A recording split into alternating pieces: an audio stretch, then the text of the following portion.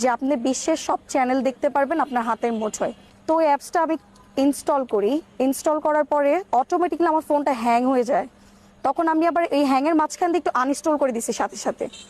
Uninstall করার পর আমার ফোনটা একদম ব্ল্যাঙ্ক হয়ে যায়। ব্ল্যাঙ্ক হওয়ার পর আবার একটু চালু হয়, মানে রিস্টার্টেড মতো হইতে থাকে, মানে ওটা অন অফ হইতে থাকে।